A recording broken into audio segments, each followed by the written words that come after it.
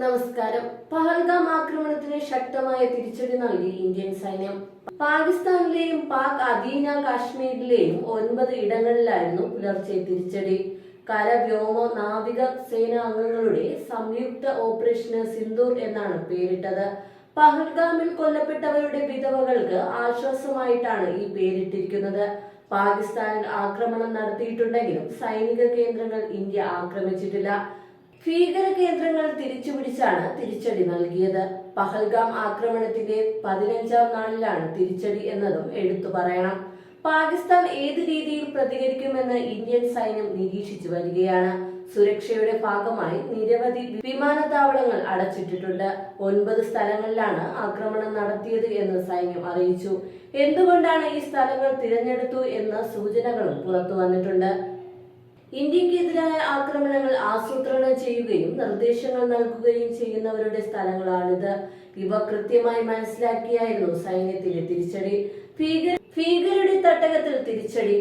പാകിസ്ഥാനിലെ തെക്കൻ പഞ്ചാബിലുള്ള ബഹവൽപൂർ ആയിരുന്നു സൈന്യം ലക്ഷ്യമിട്ട പ്രധാന കേന്ദ്രം. ജെയ്ഷെ മുഹമ്മദ് എന്ന സംഘടനയുടെ ആസ്ഥാനം ഇവിടെയാണ്. ഇന്ത്യ ഏറെ കാലമായി തിരയുന്ന മസൂദ് അസർ ആണ് ജെയ്ഷിന്റെ നേതാവ്. 2001 പാർലമെന്റ് ആക്രമണം, 2019 പുൽവാമ ആക്രമണം എന്നിവയ്ക്ക് പിന്നിൽ ജെയ്ഷെ മുഹമ്മദ് ആയിരുന്നു. ലഷ്കർ ഇ തൊയ്ബയുടെ സന്നദ്ധ സേവന വിഭാഗമാണ് ജമാഅത്ത് വ. ഇവിടെയും ഇന്ത്യൻ സൈന്യം ആക്രമണം നടത്തി. ലാഹോറിന്റെ വടക്ക് ഭാഗത്ത് ഏകദേശം 40 കിലോമീറ്റർ അകലെയാണ് മുദിക്കെ. ഇവിടെയുള്ള കേന്ദ്രത്തിലാണ് ഭീകരർ പരിശീലനം തേടുന്നത്. 200 ഏക്കറിൽ വ്യാപിച്ചു കിടക്കുന്ന കേന്ദ്രം ഇവിടെ ഭീകരർക്കുള്ളതാണ്. 2008 മുംബൈ ആക്രമണത്തിന് പിന്നിൽ പ്രവർത്തിച്ചവർക്ക് പരിശീലനം ലഭിച്ചത് ഇവിടെയാണ്. പാക് അധീന കാശ്മീരിലെ പ്രധാന സ്ഥലമാണ് കോട്ലി. ഇവിടെ ഇന്ത്യ വിരുദ്ധ പ്രചാരണങ്ങൾ നടക്കുന്നത് ഇന്ത്യ പലപ്പോഴും ചൂണ്ടിക്കാട്ടിയിരുന്നു. ഭീകരരുടെ പരിശീലന കേന്ദ്രങ്ങളും ഇവിടെ പ്രവർത്തിക്കുന്നുണ്ടത്രേ. 50 പേർക്ക് പരിശീലനം നേടാൻ സാധിക്കുന്ന കേന്ദ്രമാണ് കോട്ലിയുടേത്. 50 പേർക്ക് പരിശീലനം നേടാൻ സാധിക്കുന്ന കേന്ദ്രമാണ് കോട്ലിയുടേത്. കാശ്മീരിലെ രജൌരിയിലും പൂഞ്ചിലും ആക്രമണം നടത്തിയ സംഘം പ്രവർത്തിക്കുന്ന ഗുൽപൂരിലും സൈന്യം തിരിച്ചടി നൽകിയിട്ടുണ്ട്. സൗദി അറേബ്യ, UAE എന്നിവരെ അറിയിച്ചു.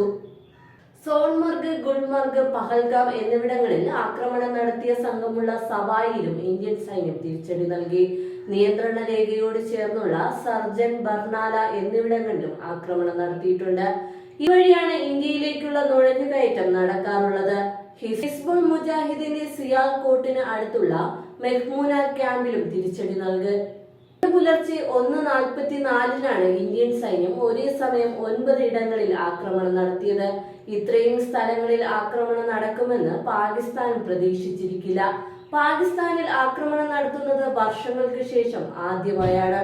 സാധാരണ ഇന്ത്യൻ സൈന്യത്തിന്റെ ആക്രമണം പാക് അധീന കാശ്മീരിലാണ് നടക്കാറുള്ളത്. അതിൽ നിന്ന് വ്യത്യസ്തമായിട്ടായിരുന്നു ഇത്തവണത്തെ സൈന്യത്തിന്റെ നീക്കം. കരസേന, നാവികസേന, വ്യോമസേന എന്നീ 3 വിഭാഗവും ഒരുമിച്ച് ചേർന്ന് ആക്രമണം നടത്തുന്നത് 1971 ശേഷം ആദ്യമാണ്. പാകിസ്ഥാൻ സൈന്യത്തിന്റെ കേന്ദ്രങ്ങൾ ലക്ഷ്യമിട്ടിട്ടില്ല എന്ന് ഇന്ത്യൻ സൈന്യം പ്രസ്താവനയിൽ വ്യക്തമാക്കിയിട്ടുണ്ട്. ആക്രമണം സംബന്ധിച്ച വിവരങ്ങൾ ഇന്ത്യ പ്രധാനപ്പെട്ട എല്ലാ രാജ്യങ്ങളുമായും പങ്കുവച്ചിട്ടുണ്ട്. US, Britain, Russia, Saudi Arabia, UAE എന്നിവർക്കെല്ലാം വിവരം കൈമാറി.